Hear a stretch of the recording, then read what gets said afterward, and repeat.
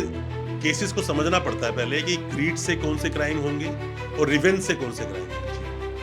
Revenge से होंगे आपको जान से मार देना, आपको मारने की कोशिश करना, आप नहीं मरे, अटेम्प्ट टू मर्डर जिसे आप बोलते हैं, या आपका हाथ पैर काट कूट देना, गरम तेल डाल देना आपके ऊपर, आग लगा देना, छत से धक्का मार देना, ये तो रिवेंज हो गया। अब रिवेंज किसी को ठगने में भी हो सकता है, ऐसी बात नहीं है। एक आदमी से आपकी रंजिश है, कुछ भी है, और आदमी दिमाग का बहुत तेज है, उसने बोला मुझे पता है इसको ठगना कैसे, हनी ट्रैप में फंसा सकता है आपको, रेप कैसे फंसा सकता है आपको, पॉक्सो कैसे फंसा सकता है आपको, वो आपको एनडीपीएस कैसे फंसा सकता है।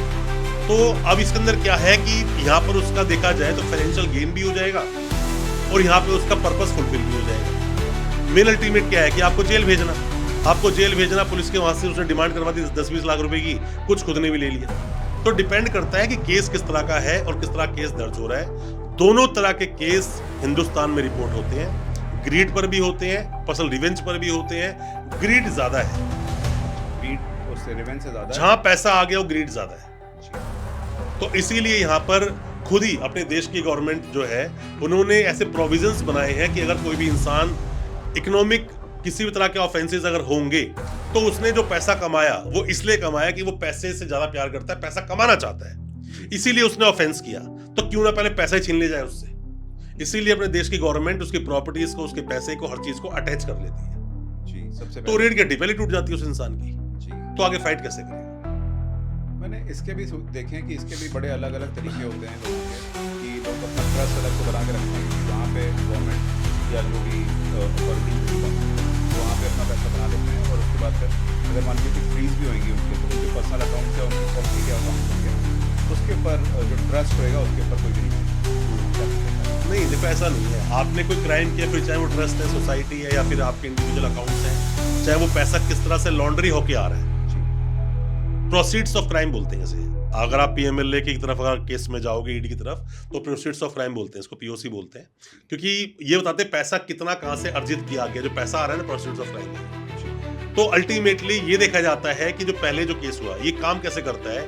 मान लीजिए केस दर्ज हुआ आपके ऊपर कि 100 करोड़ की चीटिंग वीटिंग का केस था, पहले वो केस नॉर्मल केस दर्ज होगा, उसकी इन्वेस्टिगेशन होगी, उसके बाद वो मामला ईडी पे जाएगा। अगर ये केस खत्म हो गया तो वो भी केस खत्म हो जाएगा, क्योंकि उसका जो जन्म हुआ वो इस केस से हुआ। तो मेन क्या होता है कि केस को देखा जाता है कि केस जो सामने आया उस केस को होने के पीछे प्राइमा फेसी दिख क्या रहा है। कई बार पैसे का लेन देन दिख रहा होता है, बट जब पुलिस बहुत तरीके से इन्वेस्टिगेट करती है फिर वहां दिखता है कि भाई यहाँ तो कॉन्ट्राबैंड, मतलब नशीले पदार्थ का बिजनेस हो रहा है, यहाँ पर लड़कियों की सेल वो सब चल रही थी, खरीद फरोख्त, ट्रैफिकिंग चल रही थी, वो देखा जाता है। कई बार देखा जाता है कि ये तो अलग अलग डमी अकाउंट बना के फर्जी पैसा लोगों से ले रहे हैं। तो जब डीप इन्वेस्टिगेशन शुरू होती है ना, वहां से सबसे शुरू होती है।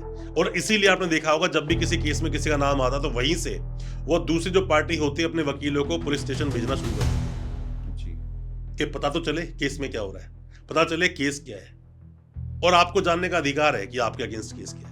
तो सर हमारी इंडिया इतनी बड़ी, कहते हैं कि India is not a country, it is a country of countries. इतना बड़ा देश है हमारा, 70% उसमें हमारे गांव हैं और 30% हमारे शहर हैं, गांव कस्बे दोनों मिलाकर। जी, गांव और कस्बे दोनों मिला के। तो क्या वहाँ पे ऐसे क्राइम्स होते, क्या आई एम श्योर कि वहाँ पे भी काफी क्राइम्स होते होंगे, तो क्या ऐसे क्राइम्स होते हैं जो सरफेस पे आते ही नहीं है और अथॉरिटीज को पता ही नहीं चलते होंगे और पीछे से ही वहीं पे खत्म हो जाते हैं? जान तड़ा जो आपने सीरीज देखी होगी ना जी, वो कोई एक दिन 2 दिन या साल भर में सामने नहीं आ गया सब कुछ, बहुत वक्त लगा सामने आने। गांव देहात में खास बात होती है कि कोई भी कुछ भी अगर होता है ना, पूरा गांव तक इंफॉर्मेशन पहुंच जाती है और गांव के लोग अपने बच्चे को बचाने की कोशिश भी करते हैं, और वहीं का जो पुलिस स्टेशन होता है वो भी छोटी मोटी चीजों को दबा देता है। कई सारे मैंने मामले से देखे, 307 का मामला था, मतलब कि अटेम्प्ट टू मर्डर का मामला था, किसी को हुआ, दोनों मतलब कॉम्प्रोमाइज हो गया, पर एफआईआर में नाम है बट पुलिस उसको अरेस्ट नहीं कर रही। गांव देहात में एक मतलब बन जाती है, पर्सनल बॉन्डिंग बन जाती है इंसान की। केस हमने ऐसा भी देखा कि उसमें 304 भी का मामला, दहेज हत्या वाला मामला था, लेडीज की डेथ हो गई, एफआईआर दर्ज हो रखी है, सेशन कोर्ट बेल लगाई, डिसमिस हो गई उसकी एंटीसिपेटरी बेल। आज उस बात को 1.5 साल हो गया, वो अपने घर में ही है, पर पुलिस को अरेस्ट नहीं कर रही। पुलिस इसलिए नहीं कर रही है कि दोनों पार्टी का कॉम्प्रोमाइज हो गया, बट पुलिस कोई पावर थोड़ी है। एक बार सेशंस कोर्ट से अगर बेल डिसमिस हो गई तो कोर्ट ही उसको बेल देगा।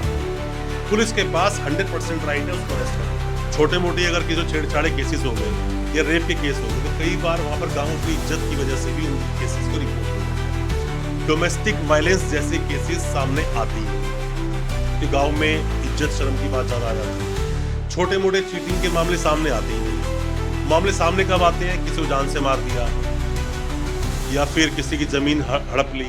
जमीन के मामले भी ज्यादातर वो लोग आपस में निपटा लेते हैं। पर यहाँ पर सिटीज में क्या होता है, मेट्रोपॉलिटन सिटीज में क्या होता है, कोई भी किस तरह के मामले अगर होते हैं तो लाइमलाइट बन जाते हैं। जी पुलिस बड़ा एक्टिवली काम करती है उस पर। ऊपर से जो लोकल मीडिया पुलिस स्टेशन पहुंच जाती है।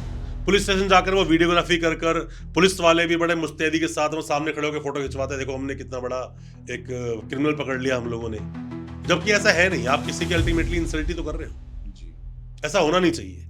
ऐसा कई बार बोला, हाईकोर्ट ने ही बोला कि आप इस तरह से किसी इंसान को इंसल्ट नहीं कर सकते। मैं तो ये भी देखा है कि कई सारे क्रिमिनल्स की परेड निकालते हैं, जी उसकी इंसल्ट करते हुए परेड निकालते हैं, मारते पीटते हैं उसको। ये नहीं हो सकता, कभी भी इनह्यूमन की तरह हमें ट्रीट नहीं किया जा सकता। इसीलिए बेड़ियां लगाना, हथकड़ियां लगाना बंद किया गया। क्या बेड़ियां मत लगाओ, हथकड़ियां मत लगाओ, हथकड़ी लगाए कोर्ट में लेके मत आओ, बंद किया गया। इसीलिए आप एनिमल्स की तरह किसी को ट्रीट नहीं कर सकते, पर पुलिस करती है। तो क्या ये अभी बंद हो चुका है कि आप बेड़िया तो बंद है। बेड़िया बंद है, बेड़िया के नाते हाँ, बेड़ी वगैरह बंद है। इवन किसी को आप आइसोलेशन में भी नहीं डाल सकते। पर बात यह है कि आप अल्टीमेटली हथकड़ी लगाते हो, हथकड़ी लगा के लेके आते हो, पर कोर्ट में जब पेश करोगे तो हथकड़ी नहीं हो, या कोर्ट में भी अगर हथकड़ी है तो स्पेशल परमिशन के साथ हो, वरना नहीं। ऐसे पुलिस वाला किसी को मार दे, ये तो बिल्कुल एडमिसिबल ही नहीं है। वो पुलिस वाला सस्पेंड हो सकता है। गाली वाली बकना, किसी को मार देना, टॉर्चर करना, ये सब नहीं चलेगा। जी ये सब नहीं चलेगा, मतलब बिल्कुल नहीं चलेगा। जी आप कानून के अंडर काम करते हो तो कानून की दी गई जो रूपरेखा है उसी के हिसाब से तो काम करोगे ना।